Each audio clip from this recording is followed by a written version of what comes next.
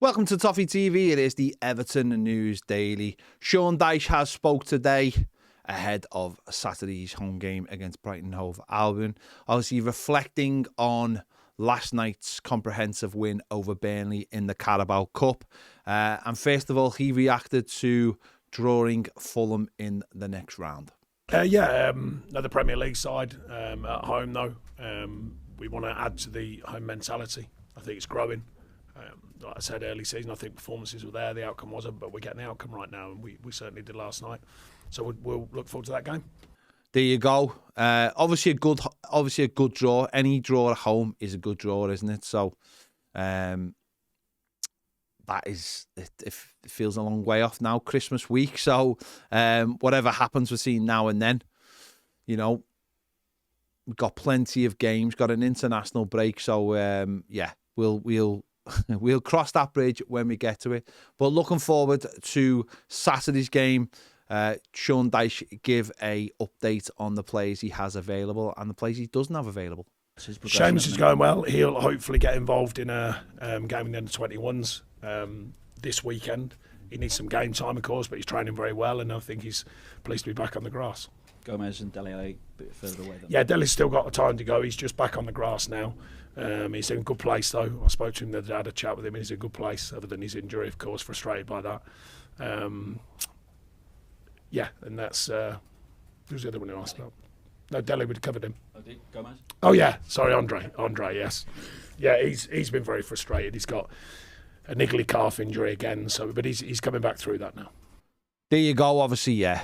Andre Gomez and Dele seem to be still a little bit away. I don't know, will we ever see them in Everton shirts again? We'll have to wait and see. And good news on the Seamus Coleman front. I think that game is on Saturday at 12 o'clock against Manchester United. Under 21s. Before Everton play Brighton. So hopefully he comes through that one unscathed, and we have another option to join the squad ahead of a very busy period coming up at the end of November going into December. The manager was also asked about Dan Juma. Obviously played last night in the number 10 role. Bit of a quiet game for him, be honest, but let's hear his thoughts on the performance. He's certainly working hard. He's working hard in training. We wanted to try and free him up a little bit in that role last night. Excuse me. It's not easy when you're out the side, you get put back in. But he's certainly working hard, and he's working hard to adapt to the team. We know we feel is probably his best position is coming off the left. But for everyone who watched it, Dwight McNeil, I thought excellent last night, particularly second half. So there's a challenge there. But no, it's not easy to be put in, and then sometimes you're playing, wondering are you in, are you out. But on the other hand, we tried to free him up and get in a role where he could use his talent because he's a talented player. Yeah, so there you go. Difficult game for Dan Juma, just being thrust into that role. Decore has been playing it so well. Well-deserved rest for Decore, but we'll hope for more if Dan Juma has to play in that role again. One player who did play well last night was Amadou Onana. Got himself on the score sheet, and obviously his performances of late have been improving every single game. Very, very calm, assured performance from him last night, and as I said, capped it off with a goal. He's been gathering more interest, seemingly from Manchester United. There's a report in The Athletic. Apparently Manchester United have inquired about the player. Again, listen, if our players are playing well and they are attracting the attention of other clubs, then that can't be a bad thing. We'll get the same thing with Jared Brantwaite as time goes by.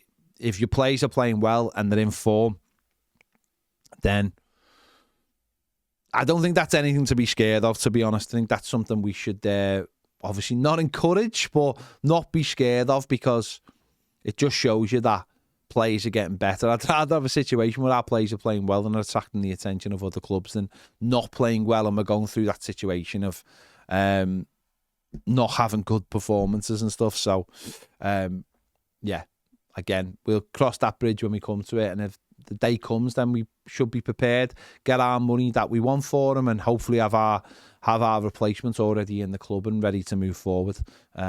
Always easier said than done, but let's hope that that happens. In other news, Everton have been linked with another Leeds player today, Chris Enia. Somerville has been linked, has been doing well in the Championship so far. I don't know. We always just seem to be getting linked with Leeds players. Not sure if there's anything in it, but we've been linked today.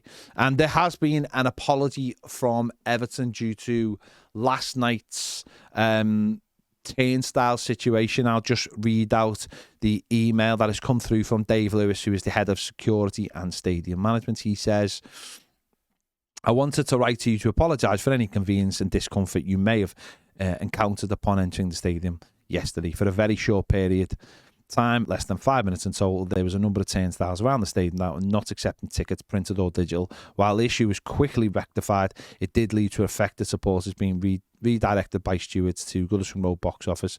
The combination of supporters naturally arriving for the game alongside those supporters who were earlier impacted and returned to the turnstiles to gain entry led to a larger queues than normal to build up to kick-off.